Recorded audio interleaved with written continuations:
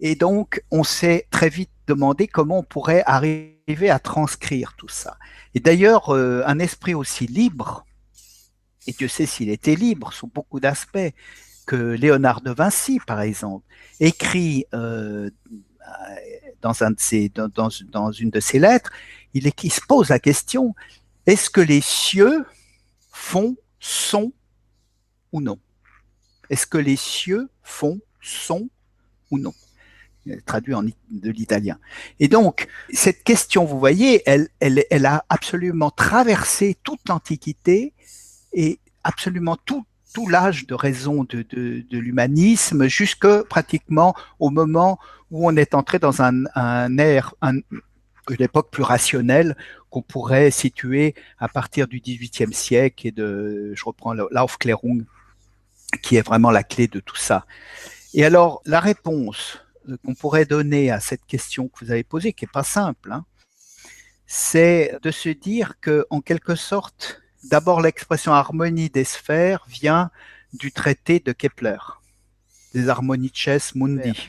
Ce qu'il connaissait à l'époque faisait qu'il pouvait aller sur un principe de construction cosmologique des planètes et de voir que ces planètes étaient espacées d'une certaine façon et d'essayer de faire des calculs pour voir si ces espaces pouvaient avoir un sens rationnel et pouvaient avoir des proportions.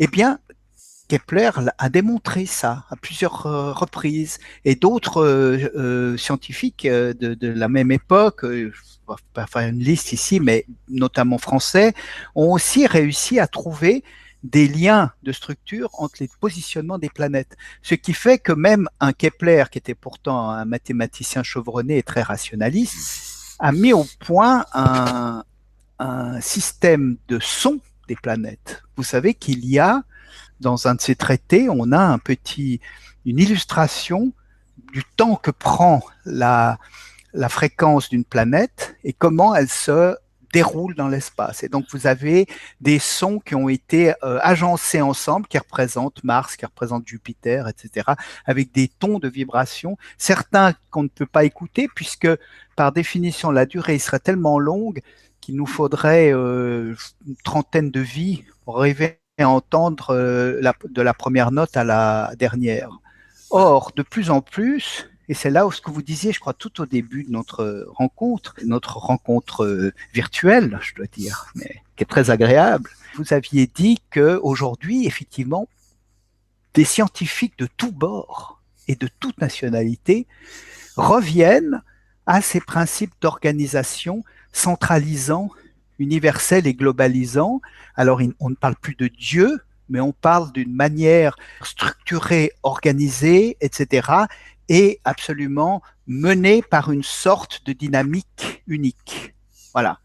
Donc, par d'autres biais, c'est-à-dire par le biais de la rationalité, on revient sur des pas qui ont déjà été pratiqués bien avant nous par nos anciens, qui eux n'hésitaient pas à y mettre le nom de Dieu. Oui, mais Ou disons de Dieu ou de force, force suprême. Voilà, les Grecs disaient plutôt force suprême. Après, voilà. Voilà.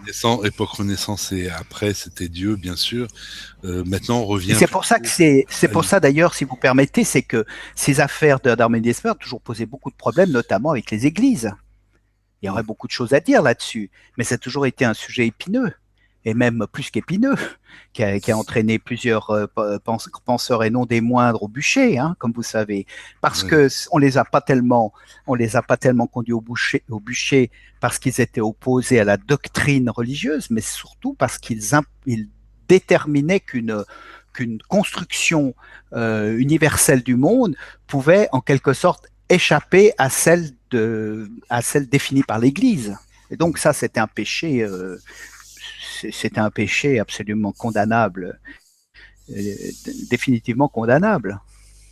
Oui, on pourra faire une émission entière juste sur ce sujet-là. Vous savez qu'il y a un intervalle de musique, pour faire une petite paraphrase là-dessus, un intervalle de musique qui s'appelle le triton.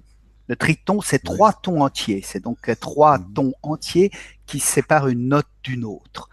Et cet intervalle, qui est un intervalle que les musiciens adorent, un intervalle un peu étonnant au son, il faudrait que je puisse vous le jouer, eh bien, cet intervalle est un intervalle qui a très vite été considéré comme un intervalle échappant aux principes harmonieux selon la doctrine religieuse. Et donc, cet intervalle est devenu un intervalle maléfique et donc a porté ce nom extraordinaire, et ce nom est encore pratiqué dans certains enseignements, qu'on appelle le diabolus in musica, le diable dans la musique. Et ça veut dire que cet intervalle, pendant longtemps, a eu une odeur de soufre. Et ce qui était d'ailleurs le grand plaisir des compositeurs, la plupart des compositeurs, y compris comme Debussy par exemple, qui adoraient jouer avec le feu, si je puis dire, qui adoraient glisser dans leur partition des tritons, donc des diabolos in musica, uniquement pour embêter les tenants du dogme et les gens de la faculté.